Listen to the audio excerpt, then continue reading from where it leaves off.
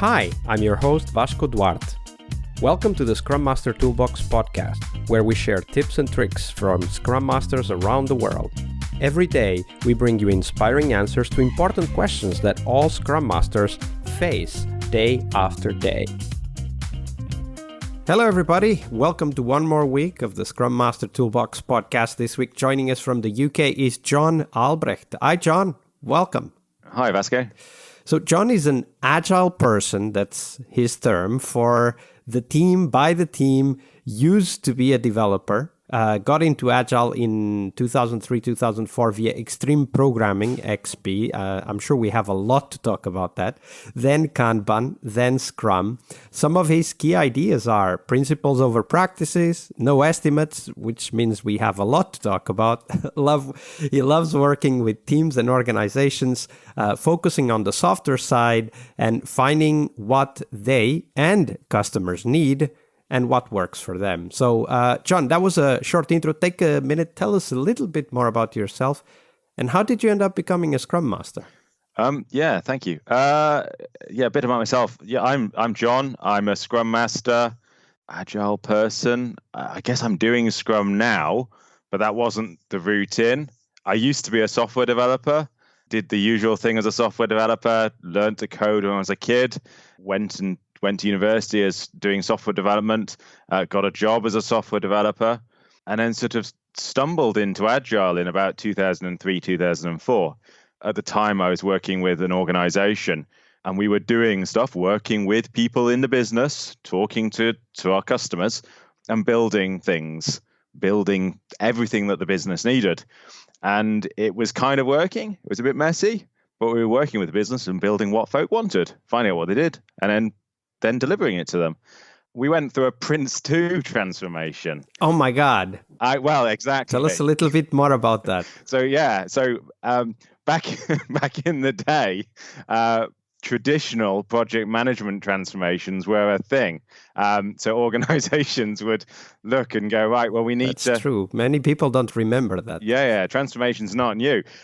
So organizations would sort of Prince 2 the entire organization and sort of train up project managers and transform the things. We've had lean transformations as well. There's all sorts of transformations over the years. But yeah, like project management transformations was a thing.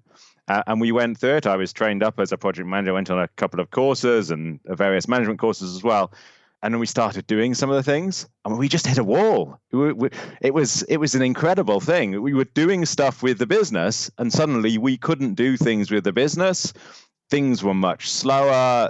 They just didn't make sense. And as a software developer, as an ex-software developer, I know as a developer what I need to know to code. And I know it's almost like that dog fooding thing. You want to make something and then work with it, use it, and then make something else. And that's kind of how I'd coded. That's how I'd built things since I was a kid. You'd try something, you do something else, you try to do something else. And it just didn't make sense. It was just going much, much slower, and it was just taking much longer and longer and longer to do things. So Googling around, I discovered XP. I went, wow, this is more formal than what we're doing, but it's the same principles, it's the same things. And I sort of started looking at XP. We started using more XP, but as an antidote to Prince 2. And at the same time, Googling around 2003-ish, 2004-ish, maybe earlier, I can't remember. I was a developer anyway, discovered the manifesto. And it's like, wow, yeah, that's a thing. That makes sense. But at the time, you don't realize how close you are to those folks making those things or building those things. It just seemed sensible. Lots of conversations back in the day talking about, well, are we principles-led? Are we practice-led? That was a huge, I don't know whether you remember, but back in the day, that was a huge set of conversations. Oh, do you need to be practice-led? Do we need to be principle-led? But yeah, so that was the journey in. But that's not the journey into being a Scrum Master. That's the journey into agility. And that's kind of where I align myself. It's for people. Scrum is just a thing that exists within quite a large umbrella, within quite a large space. So got into Agile, and I align myself with the principles of agility. And then I think the practices come. And then discovered XP. Discovered XP. Discovered Kanban shortly after David wrote the book. and went, well, this makes sense. I'd read a bit about Scrum. I'd dipped my toes into Scrum, but at the time, kind of 2006-ish, 2005-ish, Scrum was nowhere near as big as it is today. And it didn't really chime with me. It felt quite, I just gone through a project management transformation, felt quite projecty. It didn't feel producty in the time. It didn't really gel. Whereas Kanban sort of seemed to make more sense. At the time, I sort of moved to organizations. I was working with a lean manufacturing organization. We were building lean manufacturing software for high-tech manufacturers.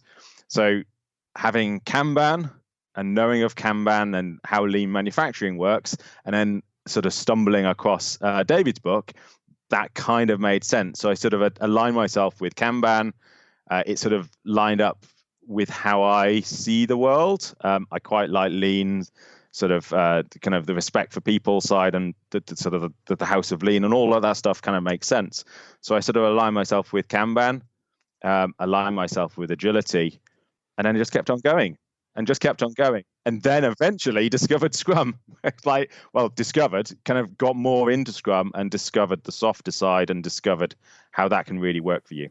Absolutely. And that's quite a colorful journey. And I'm sure you're going to share even more color now that we talk about your failure story. So it doesn't need to be as a Scrum Master. Of course, the question is as a Scrum Master, but it can be as just, somebody adopting Agile. But share that story of failure, John, so that we may learn from your experience and apply to our own journey. I think it is a story of failure as a Scrum Master. And I think it's an important one, and I've talked about this recently, and I've given workshops on it. It's a story of servant leadership and a misunderstanding that I had on what it meant to be a servant leader. I think it also links into the manifesto as well, the Agile Manifesto. How much do you need to serve as a servant leader? Through going through that transformation, going through this journey, and going through the Prince 2 transformation, I had this desire to serve others and help and work with others and really make that good environment that works well for folks. So I was drawn to servant leadership as a concept. And working as a Scrum Master, sort of, you think, I need to serve better. I need to be better at serving. I need to be a better leader, but I need to serve better as well. And I'm balancing these things. And I think the temptation is when you sort of see servant leadership as a thing, oh, wow, servant leadership. I need to serve the organization. I need to serve my team. I need to serve my product owner. From where I was, I wanted to really serve. I wanted to help all of the people. And it's that fine line between serving and helping. And my story of where it didn't work is where I overserve. I try and help people more, and then I'm not helping self-organization. I'm going in, I'm stepping in too far. I'm trying to do things for people. Can you give us a concrete example of what that looked like back then? Sure. So it's trying to fix all of the things. So the concrete example is you're working with a team or you're working with a few teams, and it's trying to find the things that aren't right or listen to people, and you're picking up more than what people are saying, and you're trying to fix things that don't exist, or you're trying to serve people that don't need serving. People are adults. Everyone is independent. Everyone has their own views. And as a Scrum Master, it's not your job to go in and fix and rescue and solve other people's problems. A servant leader serves, yes, but a Scrum Master steps back and lets others step forwards. And it's that that's so important as being a Scrum Master. And the concrete example is stepping too far forwards and stepping in when I should have stepped back, not listening and reflecting, and going forwards when I should have listened, observed, and just let it happen. And I think, it's happened a number of times, but it's happened earlier in my career. So, but I imagine that many Scrum Masters actually have the same problem that, when you're really engaged and motivated and you really want to help, it's quite normal to pick up on things that others don't really want help with. They're just maybe needing to vent or something, and then we just take Yes. that as kind of an order for action, and then we go and we fix things. And Yes. to me, and this is Yes. what I wanted to get a little bit more insight from your perspective, to me, the risk here is that not only are we not letting others take ownership and become better as contributors, as team members, but at some point we're actually a little bit doing the opposite of what the servant leader is, right? We are becoming a project manager in the sense that we take ownership of everything, and we start treating the team members as a little bit just like, just doers, right? So instead of, full persons, adults, as you said, and owning their work, we're acting as if they were children almost. Yes. So in transaction analysis, which is something I'm dipping into and learning and reading about, yes, you are acting as a parent to the children in that mode, but I don't think it happens straight away. It's like a rescue trap. Folks that help, and it's fantastic, we help and we serve and we work with others, but over time you can kind of become disenfranchised with the whole situation, and then it becomes that parental-child relationship, and it becomes you're overhelping and you're managing it, and it's a trap, and you go into it slowly over time. And what I've learned is the way to look at it is to reflect on yourself and how you see yourself, and be able to step back, but having coaching sessions with other people, understanding why you're doing what you're doing, understanding what you're doing, and whether you want to step forwards or step back to avoid sliding a little bit into this trap. I'm not sure whether that answers the questions, but yes, it doesn't happen straight away, but you kind of become this project manager where you're just rescuing over helping. Yeah, actually, that's a good point, a good way to describe it, right? When we feel we are rescuing rather than helping, it might be a good sign that, okay, so we should step back and let the team take over.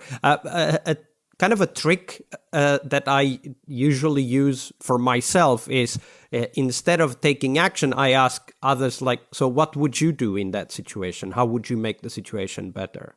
And then sometimes they say, oh, I would do X and whatever. And then I ask, why don't you? Or they might say, nah, it's not such a big deal at the moment, right? And that's giving them an opportunity to say that nothing needs to be done. And that's great. And that's a great diagnostic question. But if I can add something to that, when you're asking that question to others, in your head or in a listener's head as a Scrum Master, do you see that other person as somebody that needs to change?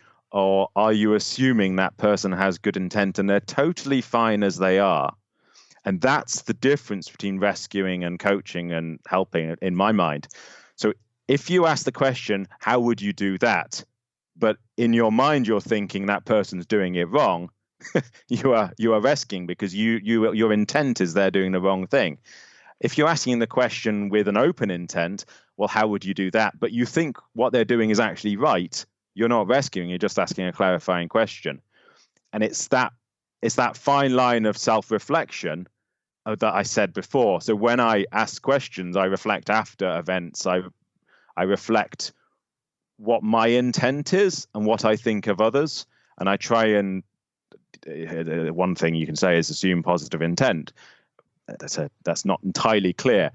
And as not all people have positive intent, but I think it's important to see other people as right and as whole and as adults. And that is the essence of servant leadership. You're serving others, but you're serving them because they're great as they are and they're fantastic, capable people. Absolutely. Serve others as if they were great, not as if they were children that are helpless and need you to rescue them. That's a great point. Thank you for sharing that, John. No, thank you. Monday is about what we learn from our obstacles and our failures. But tomorrow is Team Tuesday here on the Scrum Master Toolbox podcast. We explore teams and their journeys, the habits they develop that threaten their performance, how each of our guests helped their teams evolve, and the one key lesson they learned from that experience. We really hope you liked our show. And if you did, why not rate this podcast on Stitcher or iTunes? Share this podcast and let other Scrum Masters know about this valuable resource for their work. Remember that sharing is caring.